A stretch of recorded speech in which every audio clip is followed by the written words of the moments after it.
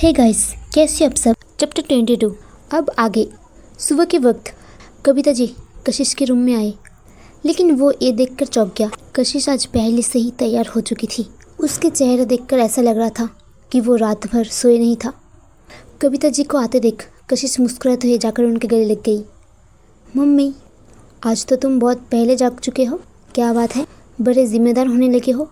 कल कुकिंग, आज जल्दी जॉगिंग, इतना सुधार कैसे। कविता जी उसके गल पर हाथ रखते हुए बोली। कशिश कविता के गाल पर प्यार से चुमा और कहा, अब मैं बड़ी हो रही हूँ, मुझे अपनी जिम्मेदार तो लेना आना चाहिए ना।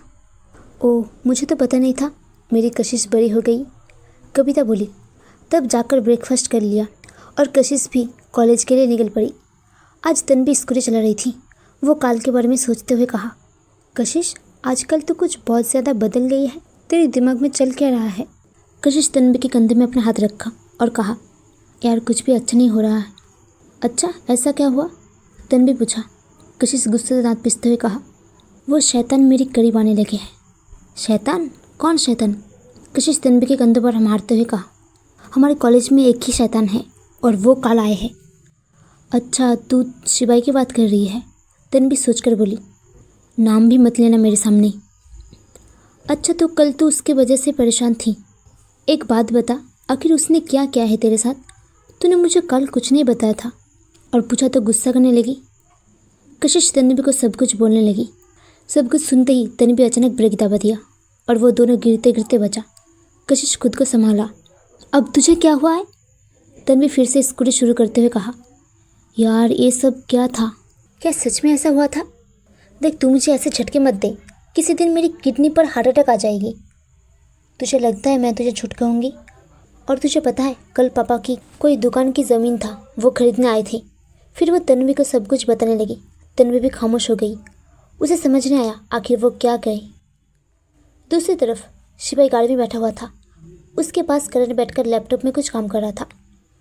वो गाड़ी चलाते हुए कहा, सर, हमने फिर से एक बार मिस्टर मेहता के पास ज़मीन खरीदने के लिए गए थे। हमने उन्हें 3 गुना रेट किया था, लेकिन वो तैयार नहीं।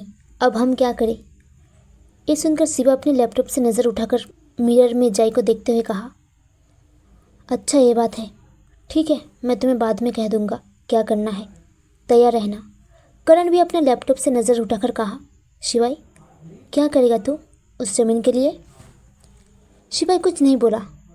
उसकी आंखों में एक अलग चमक दिखाई देने लगी। ये देख करण बोला, शिवाई, तू कुछ बड़ा करने वाला है। देख, कुछ भी कर, पर किसी की ज़िंदगी बर्बाद करना नहीं चाहिए। शिवा एक डेबिल स्माइल के साथ कहा, कुछ ऐसा करूँगा, सांप भी मर जाएगा, लाठी भी नहीं टूटेंगे। दूसरी तरफ तन्वी स्कूटी चलाते हुए तेजी से कॉलेज की तरफ बढ़ रही थी। अचानक उसकी स्कूटी बंद हो गई। यार क्या हुआ, तू रुक क्यों गई। अरे मैं नहीं रुकी, पता नहीं क्या हुआ, ये खुद से ही रुक गई, मैंने कुछ नहीं कहा। तन्वी स्कूटी चेक करने लगी, लेकिन स्कूटी तो चल नहीं रही थी।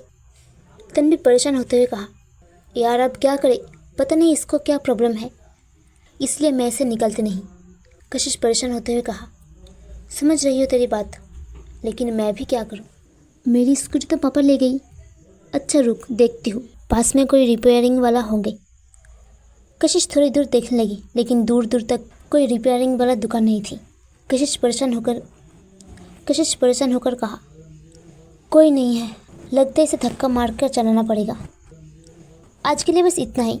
मिलते हैं एक नए चैप्टर के साथ। सी यू सून।